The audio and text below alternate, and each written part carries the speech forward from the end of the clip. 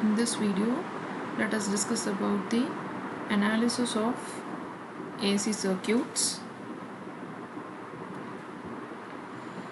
So, moving into the analysis of AC circuits, we know that the AC circuits will be having a component of frequency.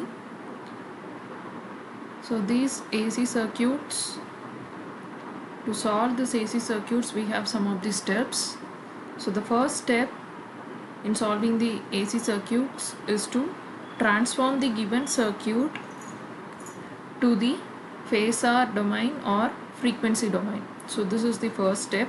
Second step is solve the problem using any of the circuit analysis technique like nodal analysis, mesh analysis, superposition theorem, Thevenin's theorem, etc. And the third step is to convert back the resulting phasor to the time domain.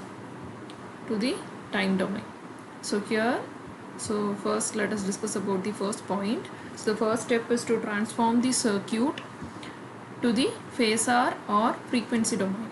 So we know that in AC we have a component of frequency.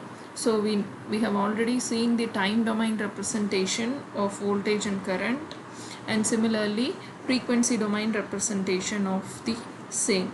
So if suppose the circuit components are given in time domain, so time domain in the sense the resistor value, let's say the resistor value is given as 5 ohms, then you have to convert it into a impedance. So impedance of a resistor is Z is equal to R. So this is transforming time domain of resistor into frequency domain.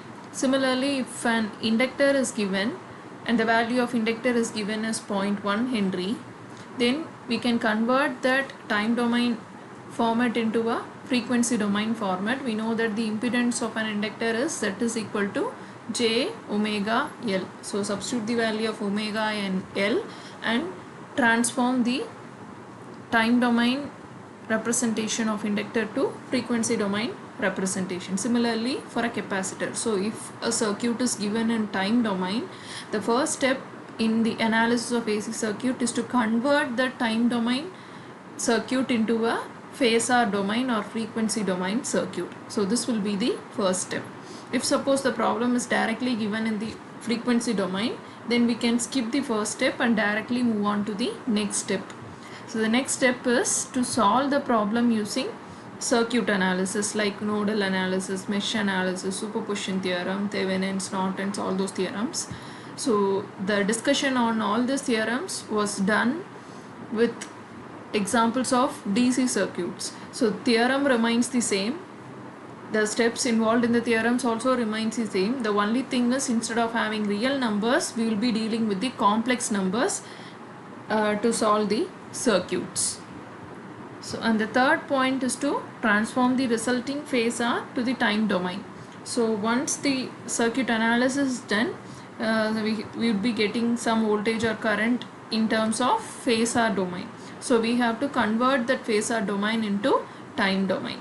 So these are the steps involved in the analysis of AC circuits.